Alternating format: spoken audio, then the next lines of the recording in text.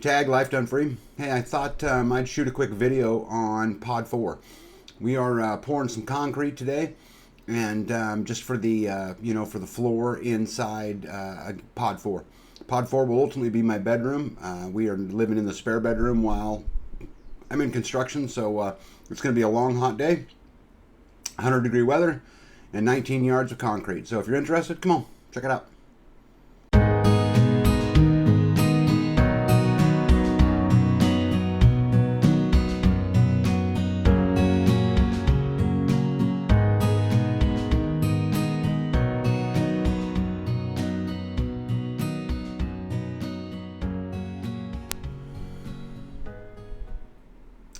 Well, as you can see, I've got to sawzall the top of those stakes off because apparently I left them, and pretty hard to screed when you got them things sticking up. So got to cut them off. Concrete trucks here, that is 19 yards of concrete. Well, there'll be two trucks. That truck probably has 9 yards of concrete in it, 10 yards of concrete in it. But see the rebar, that's half-inch rebar on a 2-foot grid. That will be the entire bedroom. The size is 28 foot by 30 feet. It'll include a bathroom and a big closet because my beloved bride likes to, pack it in. So if there's any space at all, she will absolutely fill it. As you can see, I got me a little help today. Tori, who's been in a lot of my previous videos, is here, and got a little extra help because pouring concrete by yourself on a big slab like this is hard. I'll give you guys a little bit of advice. If you're going to attempt something this big, I would really recommend trying to have about 6 people out there because, again, it is just a big chore. But I'm super excited to do this because, in the end, this is my bedroom. And, we've been living in the spare bedroom the entire time. And so this will be a project I'll get on pretty quick. And we'll get it built and, be a little bit freer. So this is the screed bar. This is how we're going to pour this big pad. That's what we're going to screed off of. And they're set all the way. And we'll just move that bar along, but because it's so wide, here comes concrete, raking like mad. Raking's a big job, and it'll absolutely wear us out, by the time the end of the day. This is about 7:30 in the morning, so it's probably, 85 degrees so far, so it's not too bad, but it will get to be about 100 by the time we get it done. This whole pad took us start to finish about 3 hours. To complete. Yeah. So you can see we knocked that bar off down there. We'll put it back. It's not a big deal, but we got to get out there and dig it up because super important in order to be able to screed. I'm super thankful to have friends who will come and help me. Do this kind of stuff. I got Tori, who's normally around, and I'm screeding. I'm clear on the far side, and you can see we're kind of smoothing that area out and making it a little bit nicer so we can get the pad done. And from here, we'll just keep moving forward and just keep screeding a little bit and keep screeding a little bit. Because I mentioned earlier, the ideal crew size for something like this, I think, is about 6 people. We make it do with 4 pretty good. You got 2 on a rake and 2 screeding. And as you can see, he just moved the bar so that we can continue screeding. But we'll just keep working it forward. As you can see, I'm got a float going on over there, just trying to make it a little bit smooth as we go along. And we'll make light work of it. This building is 28 by 30. Again, and this will be my master bedroom when it's all said and done. It'll have a bathroom, a large closet, and then the bedroom. So again, I'm super excited about it. I'm glad to be starting the final phase of the house. This house has been a huge process. And I don't get much help most times. I don't really like calling for it. I kind of like saving it for when I need it. But today is definitely a day, where I would have needed it.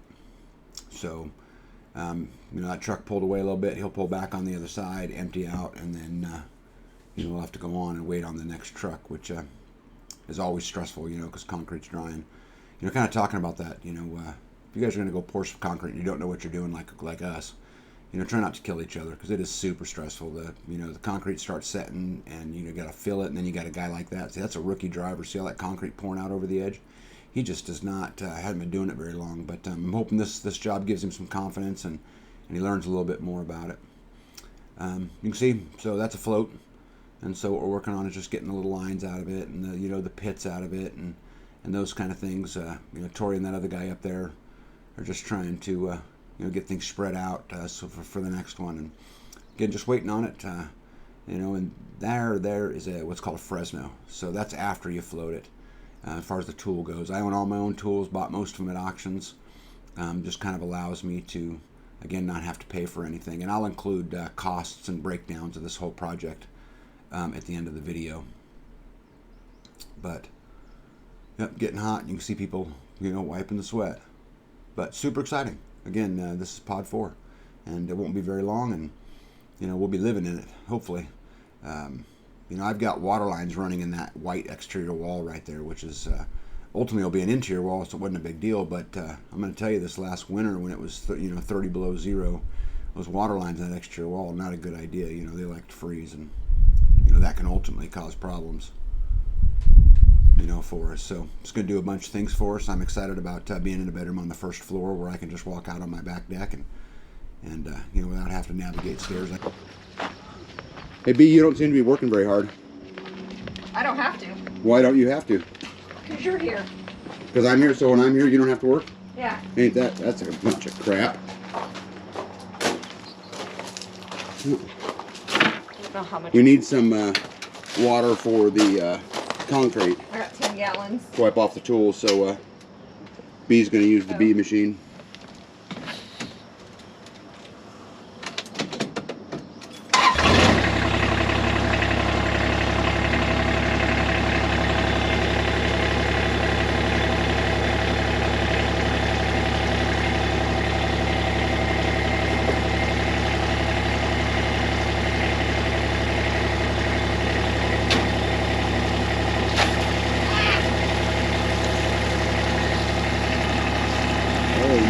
Poor little Bethany got wet. I got wet. Oh no. Such a tragedy.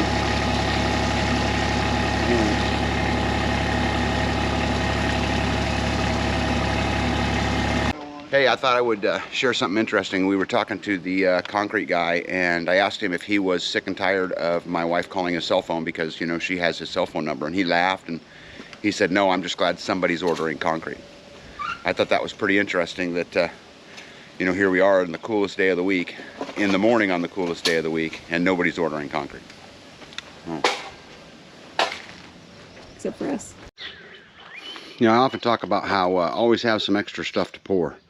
Because, if you don't order enough concrete, it's a horrible thing, so I always order a little extra. So I ordered an extra yard of concrete, and I got that little pour there done. This little pour here done.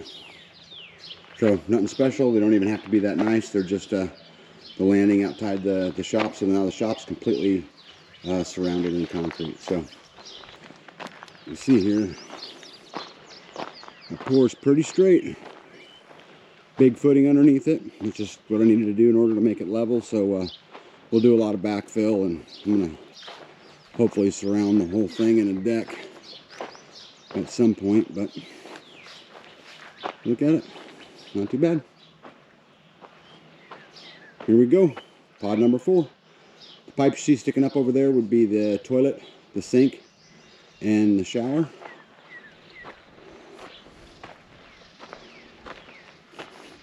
I've had a lot of questions about building in pods and, some of the things that you got to do, and I'll give you some examples here. So like, there's my hot and cold water line sticking out of the wall. That's just so that I can feed this bathroom in here. And so I left that sitting out when I built pod number 3, again, so I can feed it. So I'm going to build me another wall in here, and this piping you see here, this all runs the mini split systems that are up in the second floor and up in the third floor. But they'll be all enclosed. They'll be inside the building when I'm done, and I'm can't wait to get started. Need to start pricing out material, and off we go. Well, what a dirty job and a hot job this time of day. We poured 19 yards of concrete. We started, concrete showed up about 7:15 in the morning, and it took us till about 11 o'clock to get it all done. But let's check it out here. So, we go to the end here. Here's the concrete, and look back over there. It is all poured.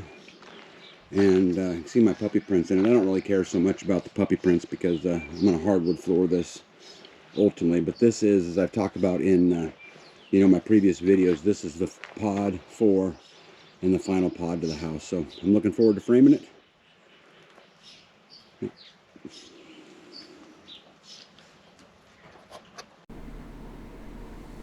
All right, everybody. So as you can see, we finished the pour.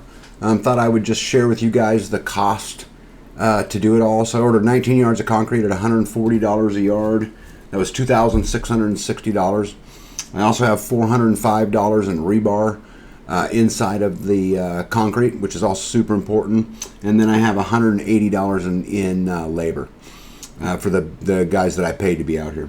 So I spent $3,245. And what I got for that money was I got a 30 by 28 concrete pad done, and then I also got those 2 small pads done in front of the shop. So not too bad. And so I am super excited to be about done with concrete for at least a couple years. There's a Wapini we want to build, there's a barn we want to build, but none of those I'll tackle anytime soon. So anyway, I hope you found some of this information useful, and like I always say, go try to live a little bit freer today than you did yesterday.